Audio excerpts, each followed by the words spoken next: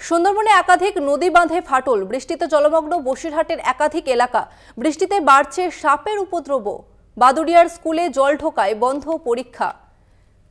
সুন্দরবনের একাধিক নদীতে ফাটল দেখা দিয়েছে এবং বৃষ্টির জল ঢুকেই এই নদীতে ফাটল। বৃষ্টিতে জলমগ্ন বসিরহাটের একাধিক এলাকা। বৃষ্টিতে বাড়ছে সাপের উপদ্রব এবং একই সঙ্গে ফাটল দেখা দিয়েছে বিভিন্ন এলাকাতে। বাদুড়িয়ার স্কুলে ক্লাসরুমেও জল ঢোকায়, স্তব্ধ পরীক্ষা।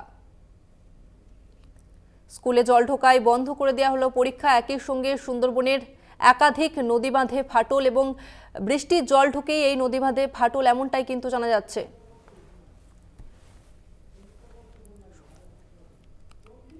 আমাদের সঙ্গে রয়েছে সঞ্জিত চক্রবর্তী, প্রতিনিধি, কথা বলবো। সঞ্জিত, এই মুহূর্তে কি ছবি ধরা পড়ছে? দেখো, রাজ্য জুড়ে নিম্নচাপ যে লাগাতার অবিরাম বৃষ্টির ফলে যে একাধিক নদী বাঁধে কিন্তু ফাটল দেখা গেছে, সেই সঙ্গে সাপের উপদ্রব বেড়েছে। শুধু গ্রাম বাংলায় নদী বাঁধে ফাটল দেখায় জলমগ্ন তা নয়, শহর বসিরহাট অর্থাৎ বিভিন্ন পৌরসভা যেমন টাকি, বসিরহাট, বাদুড়িয়া একাধিক পৌরসভার ওয়ার্ড কিন্তু জলমগ্ন।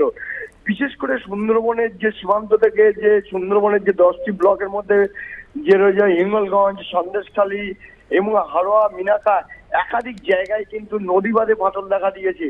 আর পাশাপাশি যার কারণে কিন্তু সাপের উপদ্রব বেড়েছে, অর্থাৎ বিষধর সাপে সেই উপদ্রব বেড়েছে, যার কারণে বিভিন্ন যে মৎস্যজীবীদের আটলে বিষধর পদ্মগুলো ধরা পড়ছে। অন্যদিকে নদী বাঁধগুলো এতটাই অবস্থা বিপজ্জনক রয়েছে, যে কোনো সময় ভেঙে গিয়ে বড়সড় বিপর্যয়ের মধ্যে পড়তে পারে।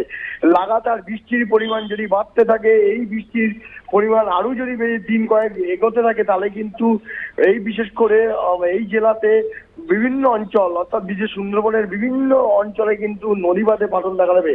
যেমন ইছামতি, গৌরেশ্বর, বেদনী, রায়মঙ্গল সহ ছোট কলাগাছি সহ একাধিক নদী বাঁধে কিন্তু আমার জলস্তর যেমন বাড়তে শুরু করেছে। নদীর অন্যদিকে যে নদীর যে পারে অর্থাৎ যে দীর্ঘদিন ধরে বৃষ্টি না হওয়ার ফলে সেই যে খটখটে বাঁধ ছিল, অর্থাৎ যে বাঁধের উপর জল পড়তে কিন্তু সেগুলো কিন্তু ফাটল দেখতে শুরু করেছে, অর্থাৎ মাটির স্খলন শুরু হয়েছে, অর্থাৎ তলা থেকে নদী বাঁধ তলা থেকে সরতে শুরু করেছে, যার কারণে কিন্তু বড়সড় বিপর্যয়ের মধ্যে পড়তে পারে।